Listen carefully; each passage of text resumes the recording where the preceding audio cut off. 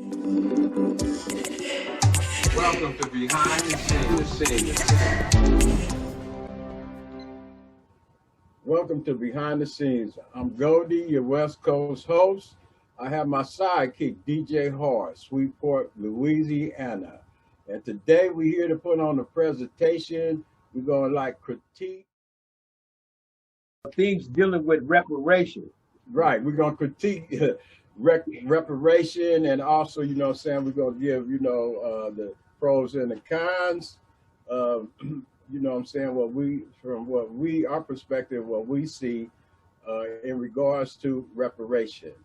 And also, I want to make a presentation on some very, important information, that's very pertinent to us here in California. And I want it to be known that there's a beach called Manhattan Beach, which actually belonged to Black people. It's our beach, and it was taken away from us. And I'm gonna do a screen share on it and give you a little more information on it. But hey, that's, I think we should really be on top of this. And the way I ran across it was our audience members who watches our show, they put me up on this here, and I checked it out. They trying to sell that beach for $7.5 million. And so we're gonna get off into that right there and figure out what's happening, how we're gonna get our beach back, because it really did belong to us. What's up with it, DJ? Well, man, things like that is one of the reasons why we have such a big conversation around reparations. Man, they've been struggling with this thing for a while. And matter of fact, thanks to our audience who view our show, came up with another great tip on a great story dealing with the first city or metropolitan area in the United States, Evanston, Illinois, they got a program that they claim is reparations. Now, of course, when I look at it, I say, well, okay, when I think about HR 40, it's in a different time frame, okay? The time frame of HR 40 is from 1619 to 1865, okay? In Evanston, they're dealing with 1919 to 1965. So it's a different time period. And as a matter of fact, it's for a specific location. And so we want to point out those things. And we also want to look at our situation in regards to upward mobility in America. I think that's important for us to really get in on the conversation, because these things are dealing with economic and economic philosophy. All right, so this is a conversation that's not common in our families today, and this is one of the reasons why we are trying to bring it to you on Behind the Scenes. I want to thank you for watching, because we're going to get deep today, all right, as we normally do. You feel me, Goldee? Well, I mean, we tackle these subjects. I mean, it's like, all right, the history is out there, and we got to be like, well, the police hunting it down. We got to search it. We got to find out the real, the true information and the history. And like you said, it's out there. So all we have to do is use, just get down and get at it and seek out this information and find it.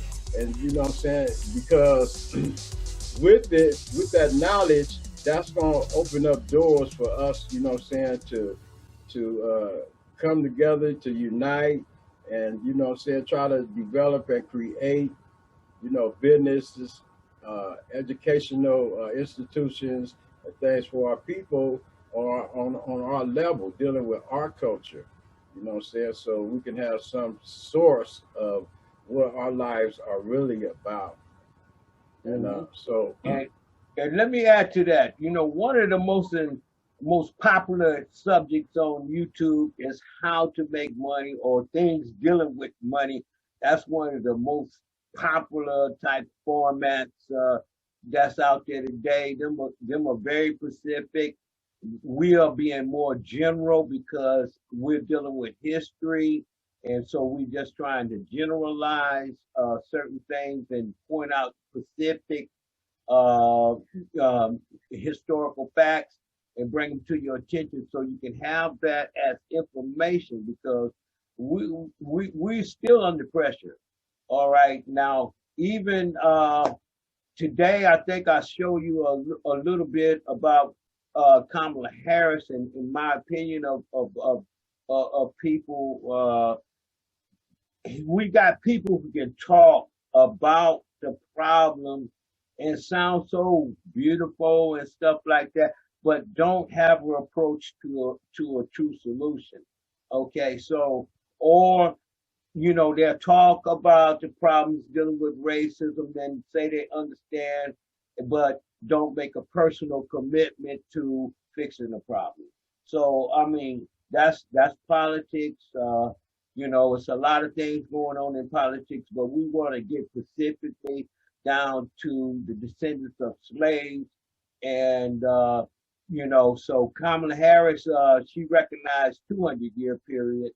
All right, so I'll imagine that 200-year period from 1619 to 1819. All right, so it's a lot more than that. Everybody's claiming the 400 years. So in order for us to achieve that 400-year evaluation, then we have to go from 1619 to 2019. Because we're still under that pressure today. The remnants of slavery, the remnants of Jim Crow, the remnants of redlining our economic mobility, upward mobility by limiting where we can purchase homes and different things like that.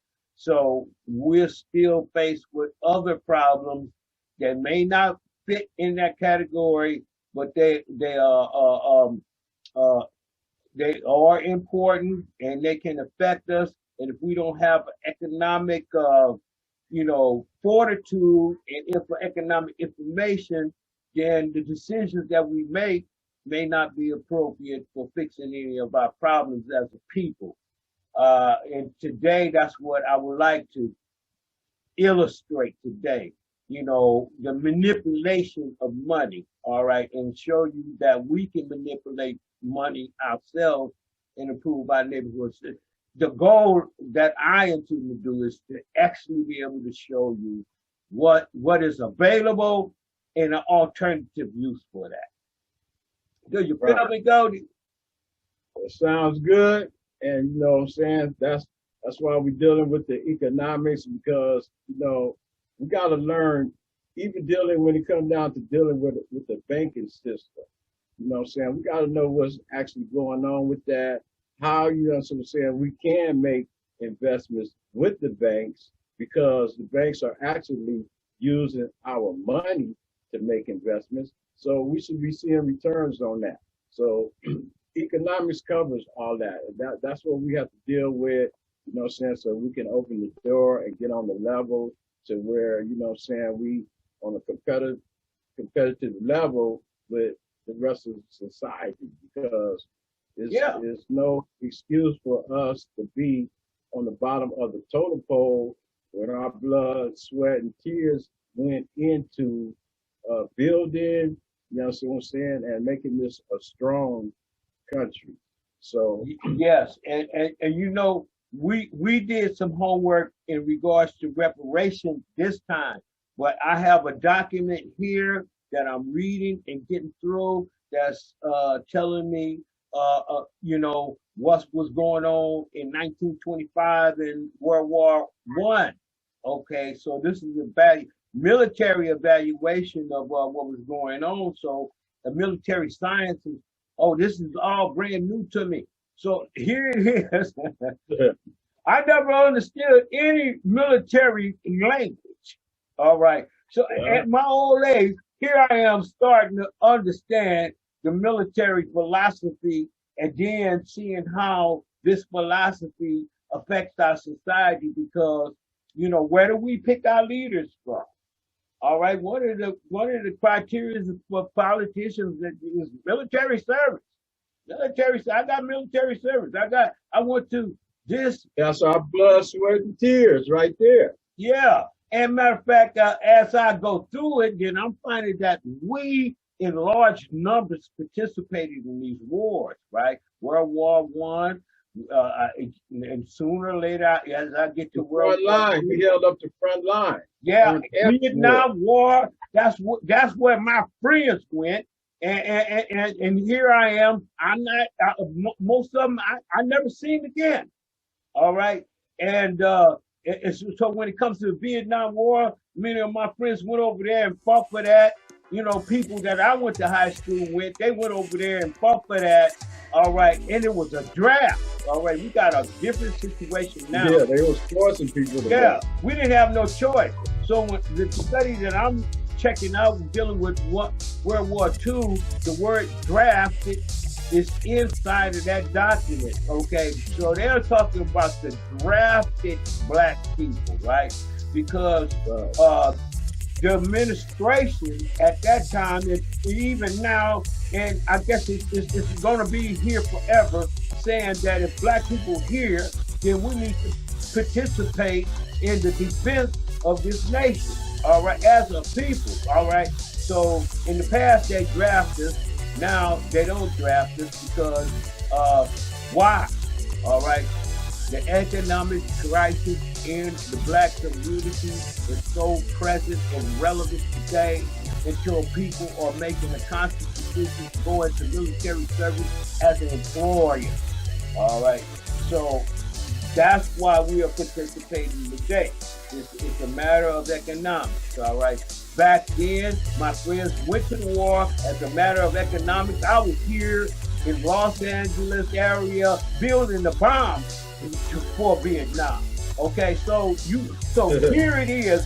All right, the people that we need to talk to, they planned the war, they planned the civilian industry, and they set up a way we could participate as civilians along with the people who was drafted in the military service. So it was a lot of black people participating in these wars. If we look at it that way, if we look at it that civilians supported not only with their tax dollars, but their blood, sweat, and tears. Because when I worked in that bomb factory, every day I went to work, I was scared for my life. Why? Because a 500-pound bomb could have fell on me, and I had no medical insurance at that time. All right, so hey man, whatever's gone, I might have been getting paid good. That's why I was there. It was the highest paid job that I had since high school, building bombs. All right, so here I am, I'm participating in my own way. All right, so I want to bring that to your attention. All right, I need to bring that to your attention. That even though I didn't go to the service, I participated and supported the military service too. All right, so this is the point that we want to make.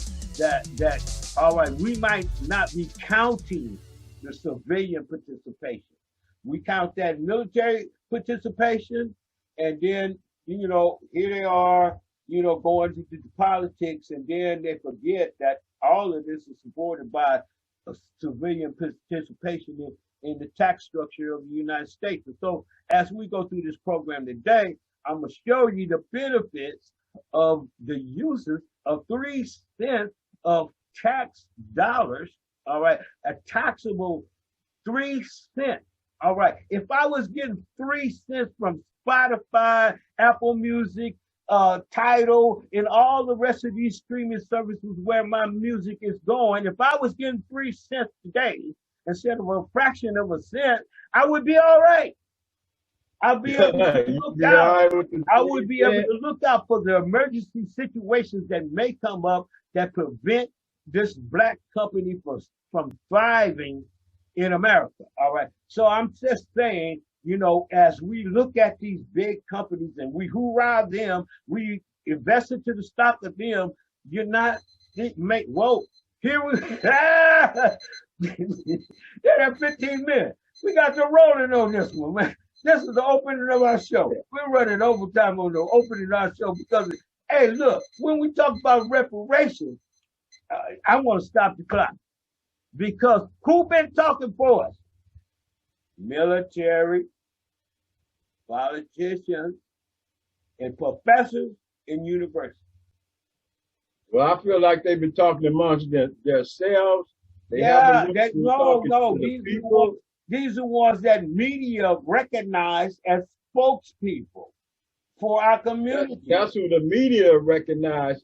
We don't recognize it because we don't have information. We have to research to find out this information. So they not, you know what I'm saying? They doing this around amongst the round table amongst themselves. They not bringing this to the people so that, you know what I'm saying, we can participate, you know what I'm saying, in, you know, getting reparation developed.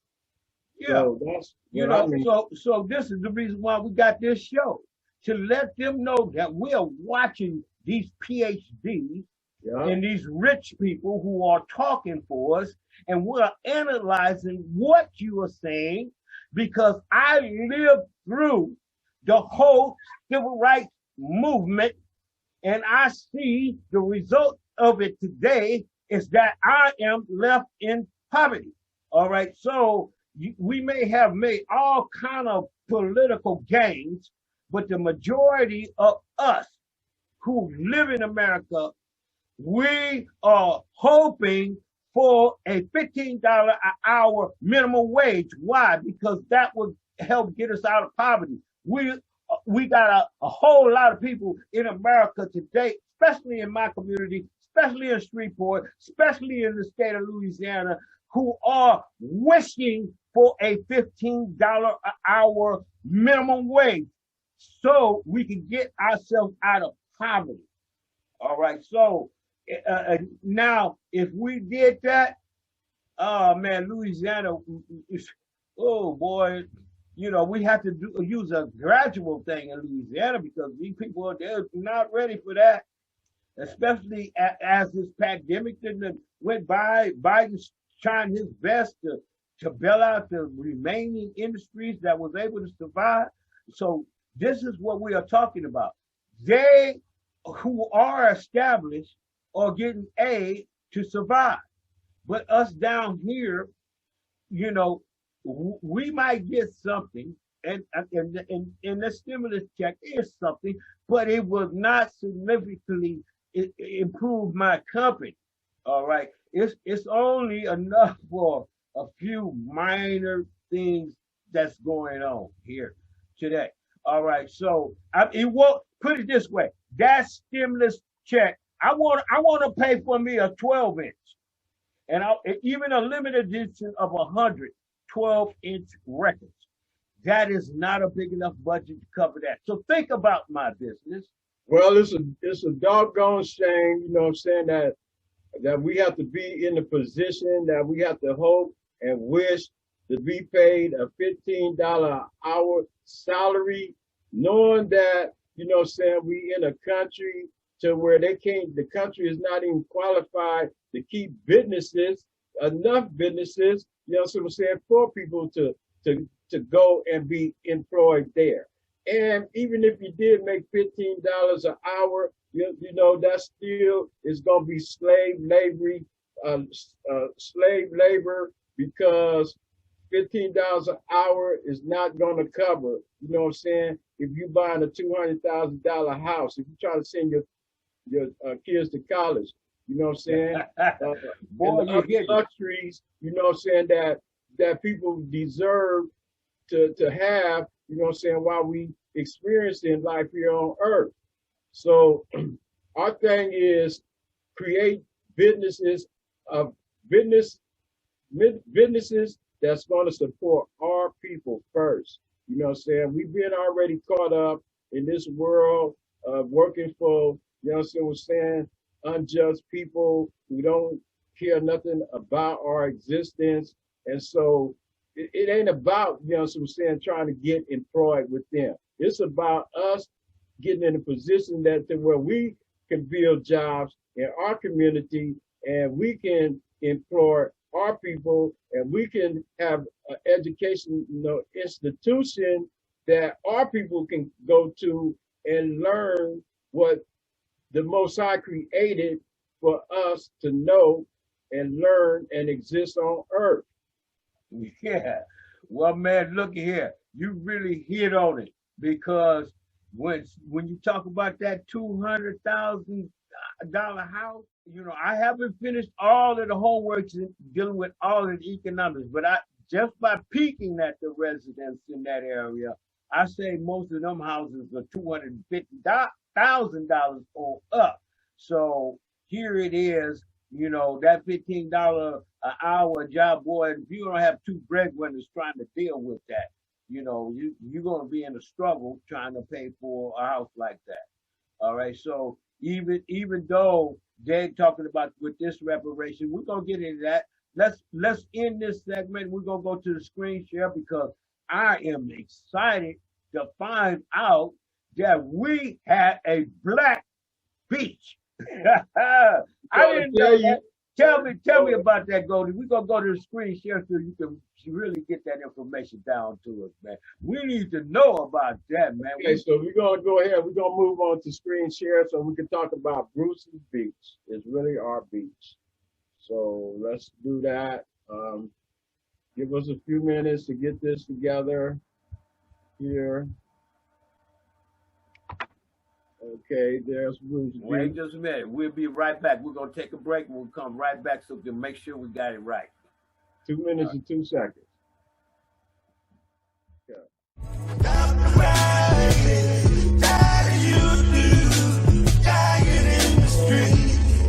I'm singing for peace, live long and free.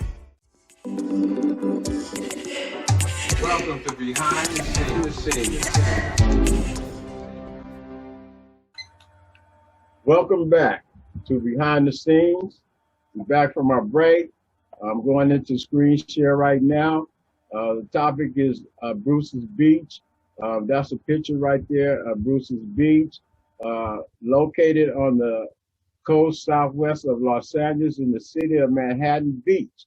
The name has been changed from Bruce's Beach to Manhattan Beach.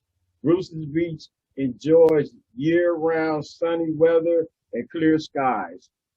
So I mean, it also has a resort, and you know, it have all the different amenities and stuff. But this is the original statue of Bruce's Beach right here.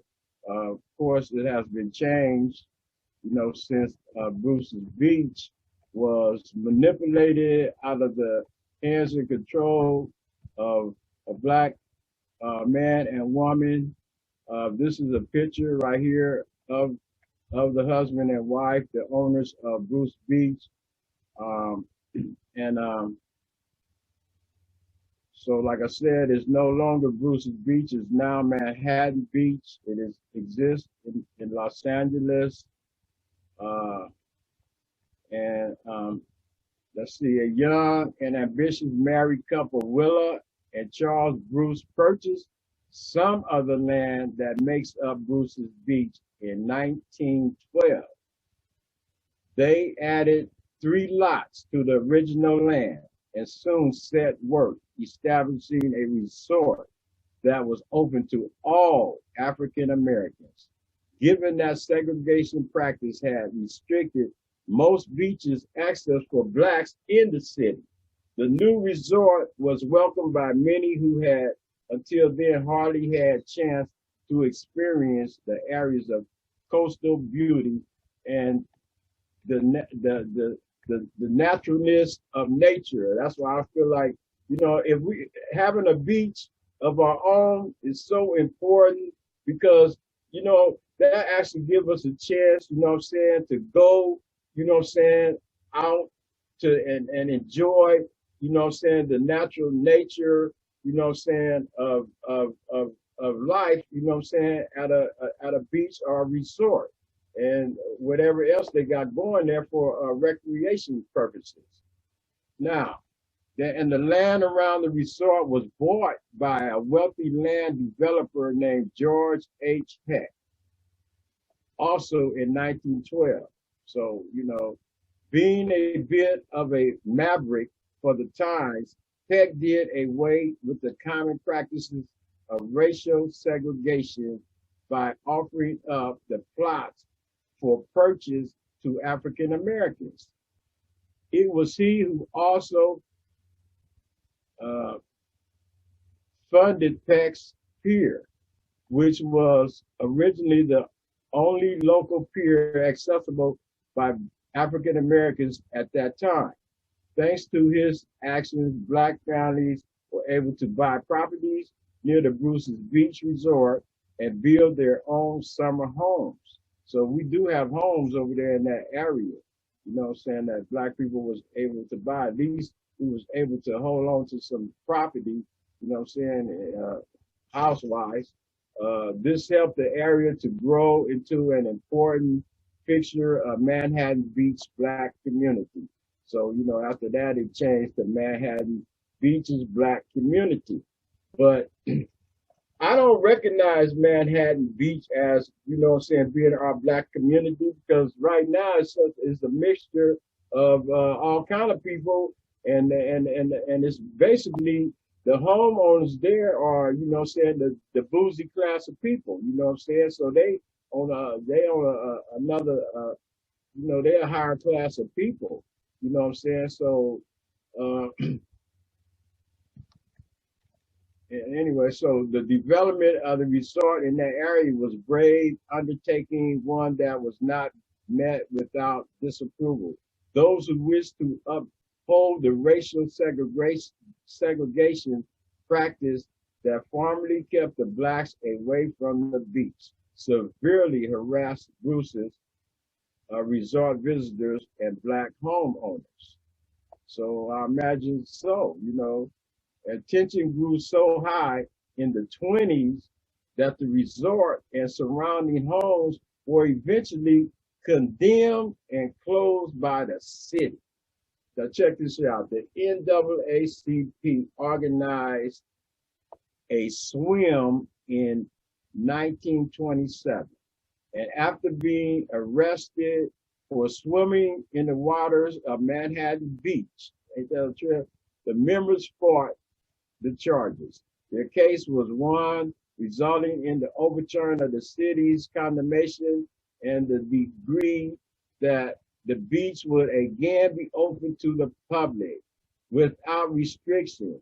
80 years later, in 2007, the park was renamed to reflect its inspiring origin and the family who did so much to bring change and equality to the city. Man, that's something else, man. See that right there shows you that the city government in some kind of way was complicit with gentrification, man. When you read that, you say, okay, what is gentrification, right? What is that?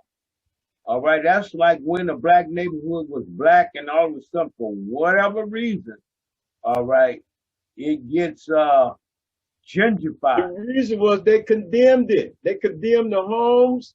They condemned the beaches. Yeah, but I'm just saying, was it a legitimate they used in order to, get all the Black people out of there and for them to take over and take control? And and now it is what it is. It's now Manhattan Beach. Yeah, well, that's what I'm saying. This is the reason why we need reparations. And see the time frame. All right, now HR 40 don't cover that time period. You don't go up to 1920. That's why I'm saying if you're going to look at reparations, you got to look at slavery plus Jim Crow and all the segregational policies that came down, including with such events as this that may be considered gentrification. All right, because everything that we dealing with. Can I make this point? We know what they did. but we don't know if them houses was really in that type of condition where it should have been condemned. There could have been good houses that Man, there's they no could condemned. have been good houses. Those was good houses. What are you talking about? People all actually lived there and owned them houses. Just like Bruce's Beach, you know what I'm saying? It actually existed. They actually owned that. They condemned that whole community to get the black people out of there. It specifically expressed that right there. And this beach now called Manhattan Beach is located on Highland Avenue and it's between 26th Street and 27th Street, and it's in the area they call West Manhattan. I have never actually attended that beach, but I have passed by that beach so many times. The reason I Well, never took time to attend that beach is because of the atmosphere, you know what I'm saying, and it being on the level it is now, you know. But had it been a black beach, continuation of being a black beach, I definitely would have been there. So I'm just saying. basically, that's what's up with this story on Bruce's Beach. You can do more research if necessary. If you want to find out and get more details about it, I'm sure that you can find it. Seek and you should find. Uh, but Well, besides that, the that's my point presentation here's on the Manhattan Beach, yeah. and and I've made this presentation because it's so because man we deserve to have our own beach. You know what I'm saying? It's time. You know what I'm saying? That $7.5 million. You know what I'm saying? We should get together and try to see if we can come up and get our beach back. We need to look into it and do whatever it takes, you know what I'm saying, to try to come up back up with our beach because it basically is ours.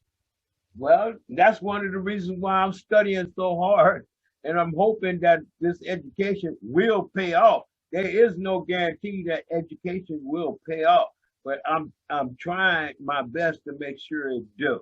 All right. So, but the point I want to make is like when people are talking about these civil rights activities, right? I know, the reason why they're marching is because somebody died, all right.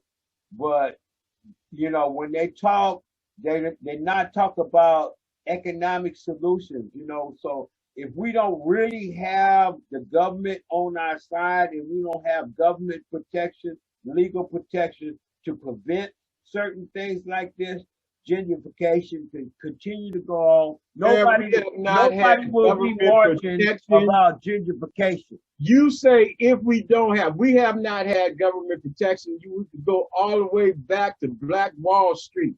Okay, so there ain't no ifs to that. We don't have it, Well, and anytime something goes down, when they figure like they want to destroy a whole community, you know what I'm saying, and change up our whole existence, we don't. They don't have no problem. You know what I'm saying, having the you know what I'm saying they use the armed services and everything else to come to their aid. You know what I'm saying, to destroy and damage us. well, this is what I'm trying to point out to you. That the civil rights movement have permitted blacks to be in office in all type of civil service activities.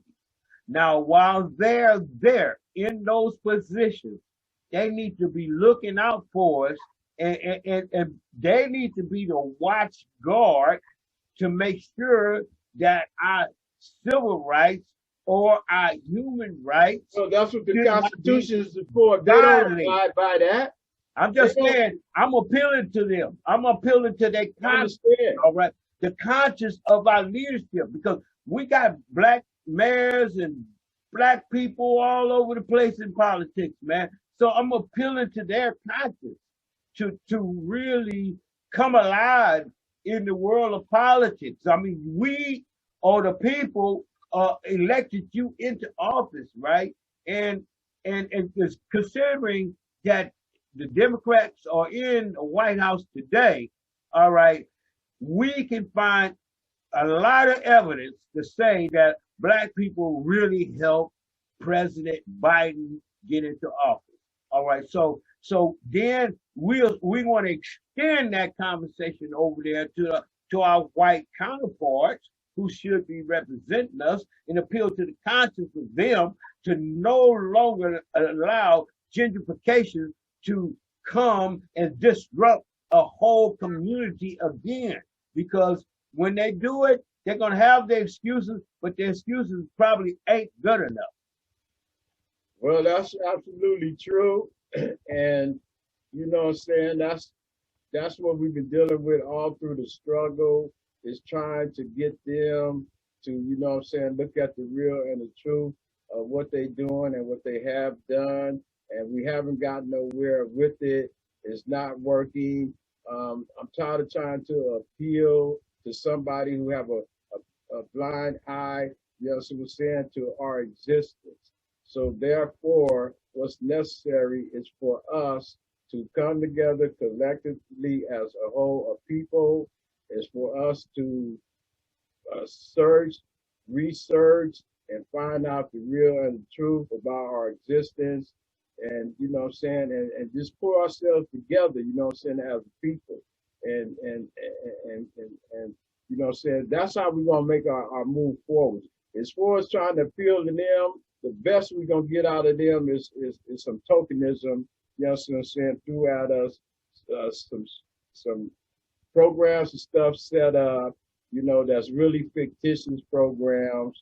And in the end result, you know what I'm saying, we're not going to see no positive developments out of it. Well, so we know it's been going on a while, and I want to show you the results of, even though we got a good population of our community in civil service, in law enforcement, in politics, and in the United States Army. But as a people, as a free people, civilian person here in America, the majority of us, number one, because of COVID 19, our life expectancy have been reduced 1 year. So we are losing time on fixing this problem. Our life expectancy is getting short. So that means that we need to be in a rush right now while we are alive to make sure that progress happens today. Because if they come with that program, the children are our future again, and that's what's been taking place for the last 50 years, 60 years straight, and it hasn't improved our economic condition, although we are better educated and more of us are employed. We're still economically on the bottom, and that's what I want to show you, the real statistics and the data of that. Don't take my word for it. I mean, we got mad scientists in the field of mathematics, and they're running up the calculations on where we're going, where we hit it. And if we don't come up with our own calculations and mathematics to mathematically pull ourselves from the bottom to the top, and that's what I want to talk about. See, we can't always have the people on the top talking to us, and they don't even know how we feel. I'm just saying, all right, here it is. I don't have a PhD, but I got a Bachelor of Science degree from Grambling State University. All right. So, all right. What is the qualification to make a public announcement in regards to how Black people are doing today? All right. I'm just as qualified to talk about our condition as any PhD person. All right. Number one, I've been down here on the bottom long enough to say that I got a PhD on street knowledge. All right. You got a PhD in university knowledge. You ain't even been down to the streets long time. You left a long time ago when you was a teenager, and you never came back to the hood since then. All right. That's what I got to say. That's why you don't know our problems, and you keep on coming with beautiful things that don't fix it. Do you feel me, Goldie?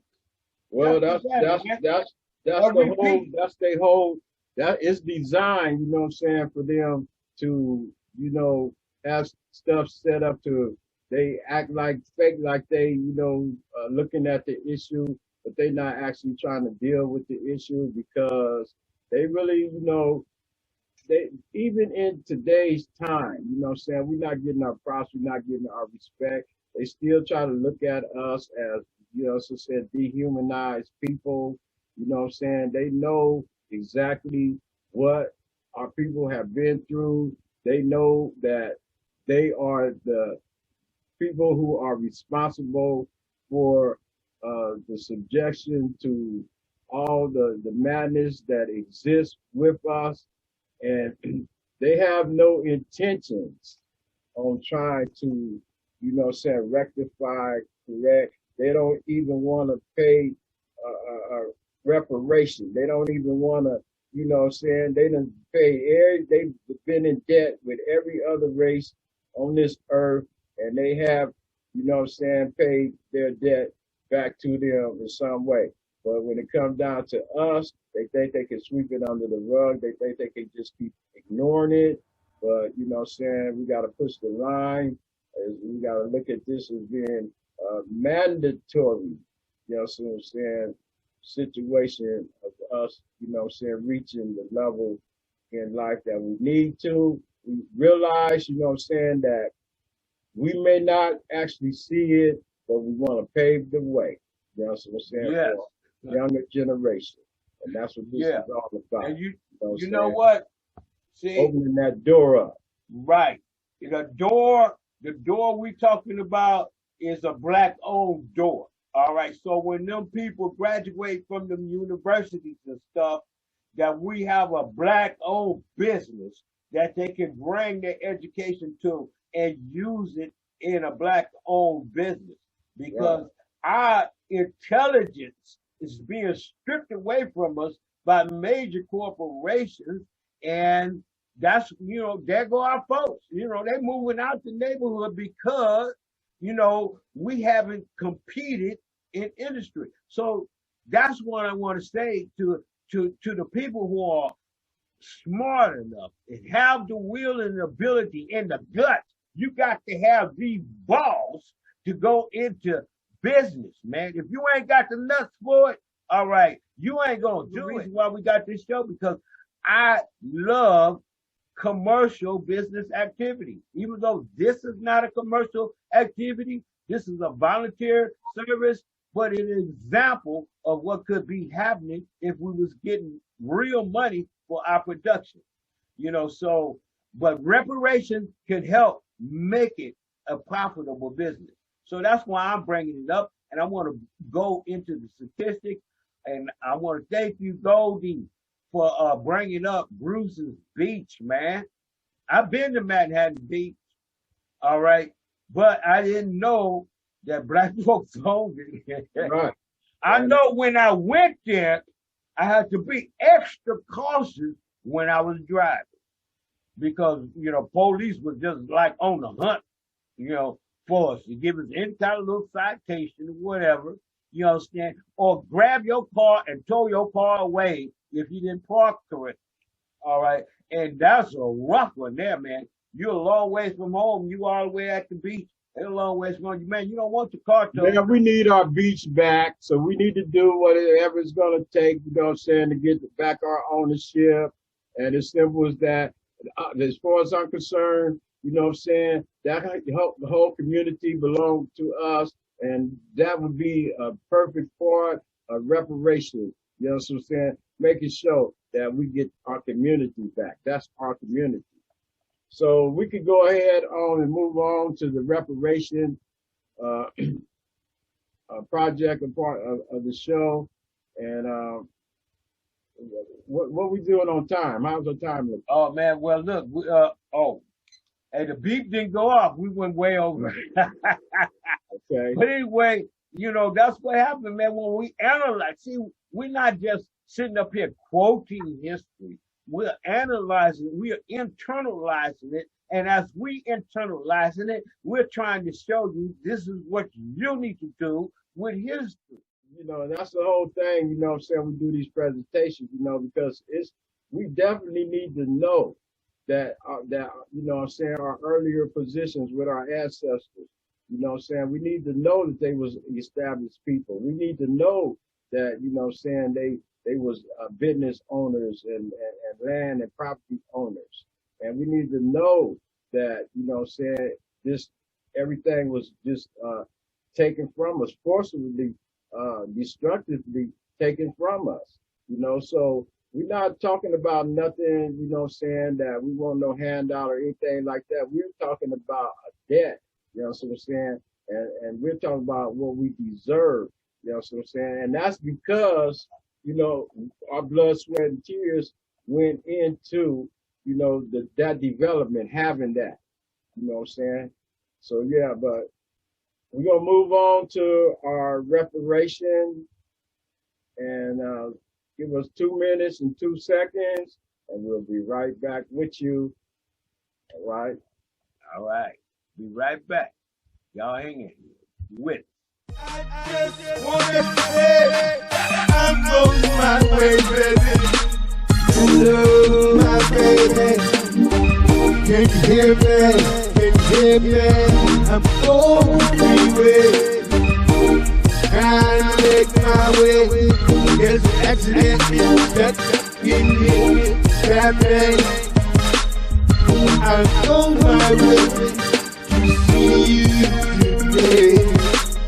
I just wanna say I'm on my way, baby. I just wanna say I'm on my way, baby.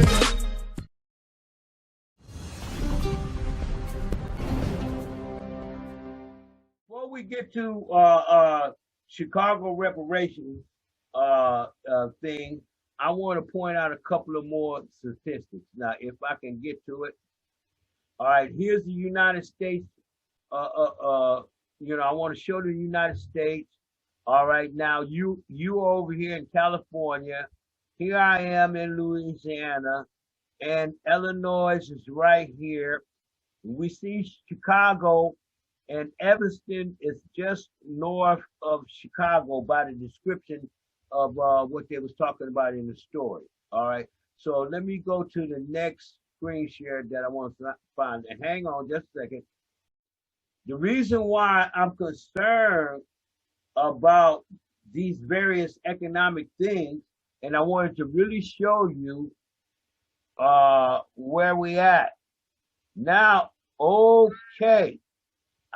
Now up here near Chicago, I see a big red mark. Now what that big red mark means, right? And that might even include Evanston. This red mark where I'm pointing to right here, that might include that area. But anyway, it's yellow and orange. And that's saying, well, right there in that area until they get on up a little bit more, then they get to the green, right? But here it is, a section, and that section looks like it's very close to Chicago, all right? We just took a peek at that other map, so you got to kind of remember that. And it says right here, this is the geography of upward mobility in America. This is the kind of chart that I want to look at, because here I am on the bottom, and I'm thinking about establishing a business in media, dealing with film and music, right? So I'm trying to move from the bottom to the top. Okay, so this is my favorite heat map that I need to be interested in, because it shows me the difficulties. Because right here it says the difficulty of upward mobility in my area and the area near Chicago is in between 4.8% to 6.1%, right? So that means that here it is, I'm in an area of the United States where all data leads to the fact that coming from the bottom to the top in this area is very difficult. So I'm saying this is when the politicians address this issue, and as we move to the final segment of this, dealing with Evanston, Illinois, all right, a suburb of Chicago, what they did was took 3 cents of the tax money on marijuana. You know, the legal sale of marijuana, they take a 3 cents, all right, and they're using it to invest into improvements in the community. Because if we're going to be examples for black people around the world, including to black people in Africa, then we must show them that we are the builders of industry. We must, push for success. We must push toward excellence. And in this conversation, before I move to the final one, and I'm just saying, while we're studying our history and trying to communicate our history to you and show you the achievements of black people, we have some black people out there that's not with it, and they out there doing drive-bys and shoot them up. And I want to take a moment to say, brothers and sisters, before you do something like that, think about it very carefully, because somebody's going to lose their life, and you're most likely going to get caught, and you're going to lose your freedom. So I'm saying we need you on this side of the penitentiary. We need you on this side of life. Okay? That's what I'm trying to say. I'm not the police. I can't make you stop shooting. But I can ask you, just like I'm asking the government to be considerate of your citizens that you are governing. All right, now let's move on to the final segment, because this segment is the most important segment of our show, to show you that a Chicago suburb becomes the first to give black residents reparations. Now, I was trying to find some film on that, but I think the film is a commercial, so we don't want to play that. Now here it is. They're talking about the Evanston situation, all right, and they are taking an excerpt. This is Newsweek taking an excerpt from Kamala Harris, all right, and it's very short. So I just want to let me enlarge it and play it, and then I'll give you my opinion. Well, look, I think that we have got to address that. Again, it's back to being fair, true. Look, America has the history of 200 years of slavery. Look, she had already flipped the script. 200 years of slavery. Legal segregation in America. We've got to recognize, back to that earlier point, people aren't starting out on the same base in terms of their ability. And so we have got to recognize that and give people a lift up. That's all I want to show of that. All right. Now, the reason why I want y'all to see this is now this topic is being discussed, by our vice president without commitment. All right. So you can highlight the atrocities. All right. But if you do not come up with a program that gets to me and Goldee, it's incomplete. Hey man, look, I can write a song on that. I could drop a beat to that. Huh? Well, anyway, you can already see that it's fake, because Kamala already talking about 200 years. So who is she to think she can sit up here and deduct 200 years? You know what I'm saying? It's 400 years. You know what I'm saying? Why is she saying 200 years? So that tells you right there, you know what I'm saying, it's already some going down in this so-called reparation ordeal that they so-called. And once again, this proves that the statistics that we're showing is dealing with the middle class and upper class of people and not the lower class of people, because right here, this reparation is dealing with, once again, middle class and better. Welcome to Behind the Scenes. Welcome back to Behind the Scenes. We're coming to the ending of our show, and we're going to break our show up into two parts because we've been kind of long on it. And I want to shout out to San Antonio, my son, family, grandkids in San Antonio, also Detroit. What's up, Sasha Banks? I can give a shout out to Mini Bike Legacy. You know what I'm saying? If you want a style and profile, you know what I'm saying, hit us up. And I also want to give a shout out to all the political prisoners, and stay strong and never break your stride. And, you know, it is some support. We have some people that's trying to look into our correctional situation. And we realize that we don't truly have a rehabilitation. All we have is people, you know what I'm saying, returning, getting out and returning, you know what I'm saying, because of the corruption and the crimes that still exist in the world. Besides that, you know, I want to thank you, you know what I'm saying, to my audience. You know, I hope that you guys, you know what I'm saying, pick up on this food for thought and, you know what I'm saying, take your time out to research, you know what I'm saying, your history so we can better our situation, you know, here. So what's up with it, DJ? Man, I want to thank first my audience who watched the show. I'm telling you, comments have been encouraging. I want to thank our viewers for offering suggestions because, you know, they're hipping us to some things that is news to us. And as historians in our own way, then we look into it and try to verify that story.